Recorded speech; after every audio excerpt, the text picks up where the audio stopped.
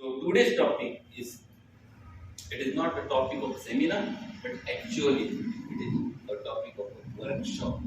What is workshop and seminar? सेमिनारमध्ये काय होतं? सेमिनारमध्ये it is a more of a one-sided manner. It goes on one-sided manner. There is no two-way communication. In workshop, both things. You actively get participated in workshop. I used to conduct the workshop previously.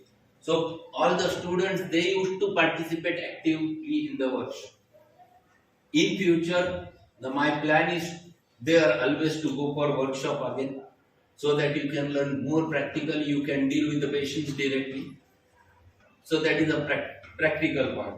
But today I will try to make it more of a workshop type so that you can understand it. So we have to go ahead with the spinal canal disorders. The differentiation of the diseases on the basis of parts of spinal cord. The first disorders, the cervical disorders, the second, the thoracic disorder, third, the lumbar disorders, then fourth, the sacral disorders, the vestigial disorders, and whole spine disorders. These are 6 varieties of disorders which are there in the spinal cord. We'll start directly with the case. First, there will be a case. We understand that case. Through that case, we will understand all varieties of disorders. Again, we will reach towards that case. Then we'll judge what is the diagnosis in that case, so that you yourself will be able to diagnose that. So we'll start with the case. Okay. This case taught me a lot. It was long back. I think it is case in 1998. Mr. V.S.K. Even I can tell you his name, Vijay Kurade sir. He was a retired teacher, 15 years, retired teacher. Now working as a farmer, consulted with the following complaints. It was on 18 July 1990. Actually, this patient ran away from the Bharti hospital, Pune. He was admitted for surgery, but there was a lot of fear in his mind, and he ran away from the hospital, and directly he got my name and he reached the Sangamner. So there were following symptoms: severe right-sided sciatica since 1 year, aggravated by lying on back, then ameliorated by lying on same side, that is on right side, aggravated by walking, aggravated by bending forward, ameliorated by warm application, and ameliorated by rest. But he was in agony. When he came, he was in agony, very severe sciatica. And he asked that, I cannot sit, doctor, I have to lie down and then I will give you the case. And he was lying on clinical examination table and took his case. That much severe sciatica was there. Associated with severe numbness and heaviness in both lower extremities, patient was not able to walk few footsteps. He was not able to walk this much. इतकं severe pen होतं, थोडं जरी चाललं तर you used to get more and more pains. Patient was not able to walk few steps due to the development of severe cramps in both legs. And whenever he was to walk, he gets the severe cramps, he sits down. What is this is called? एखादा माणूस थोडं चालला की त्याला थांबावं लागतं, बसावं लागतं, परत रेस्ट घेतली, परत थोडं चालायचं, परत बसायचं. What is this is called? Claudications. Very good. This is called as intermittent claudications. What is the cause? Whenever the intermittent claudications are there, 2 important diagnoses. First important diagnosis is it might be a diabetic neuropathy. Either patient is having diabetes with neuropathy, claudication is the reason, or second is spinal canal stenosis. The spinal cord, it should be free. It gets compressed totally. It gives rise to intermittent claudications. So patient is not able to move because the spinal cord is completely stenosed. He is not able to walk this much of distance because it immediately produces claudication. 2 important diagnoses for claudication. The first is diabetic neuropathy, second is spinal canal stenosis. Patient was in that condition. त्या स्टेजमध्ये जो आला. Okay. Past history of hemorrhoidectomy in 1994. Son, family history of pulmonary tuberculosis to father. Patient's constitution was very difficult. Everyone knows, tall, slender, weak, emaciated, even narrow chested.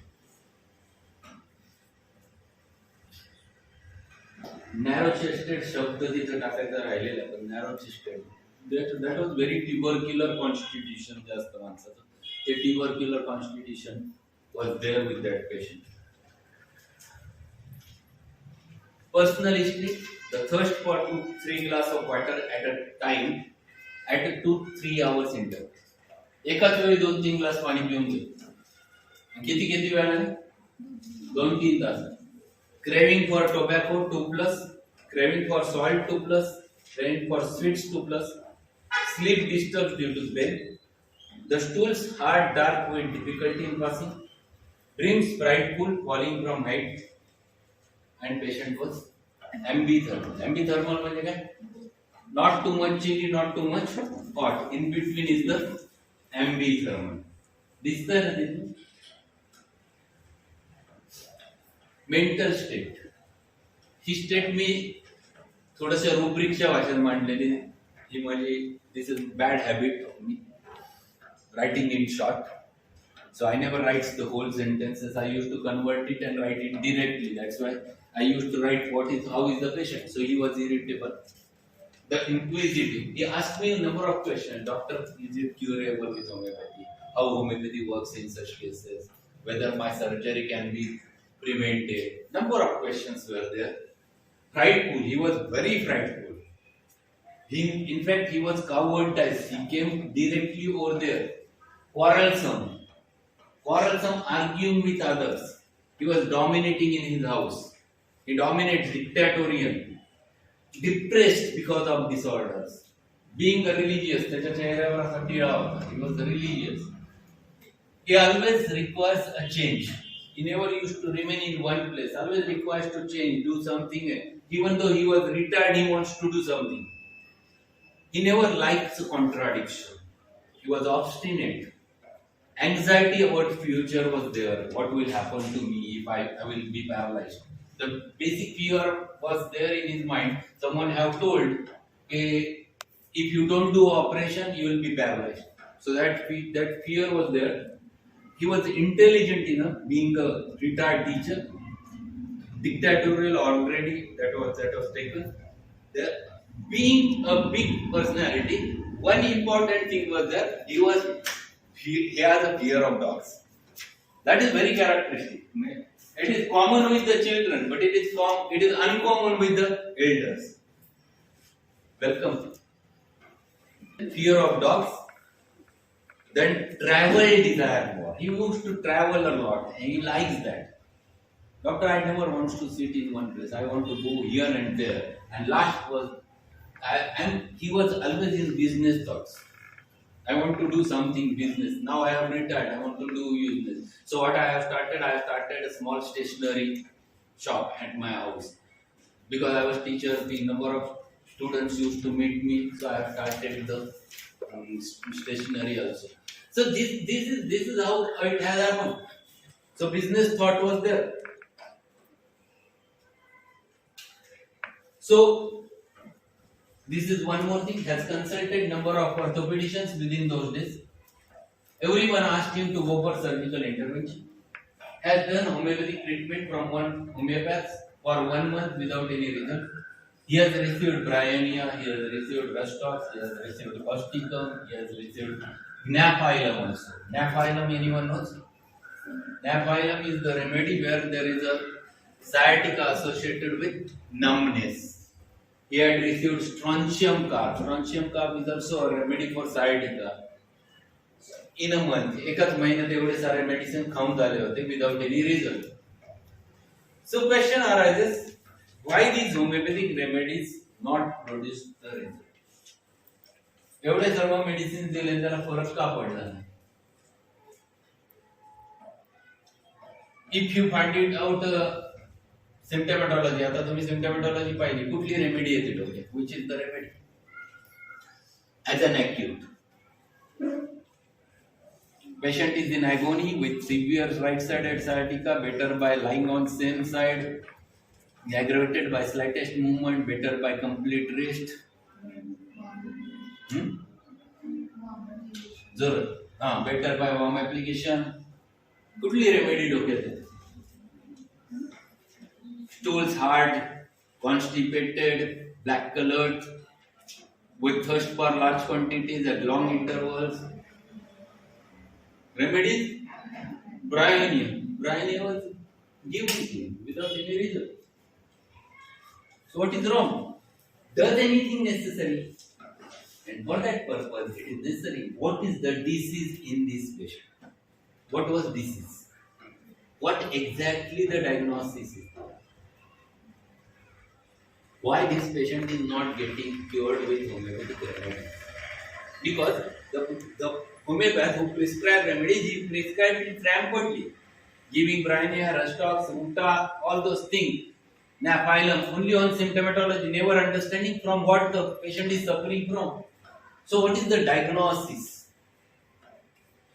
Once you know the diagnosis, then it is possible to reach or treat that patient properly. If you don't know the diagnosis, you cannot treat.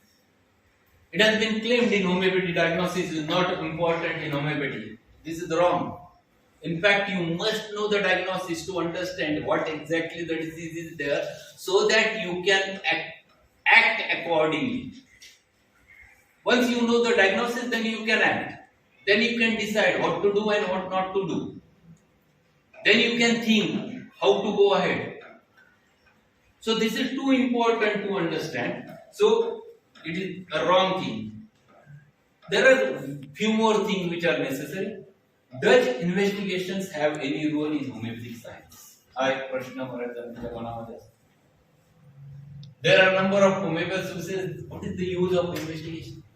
Such symptoms are there, just find it out totally, give the remedy. What is the role of investigation?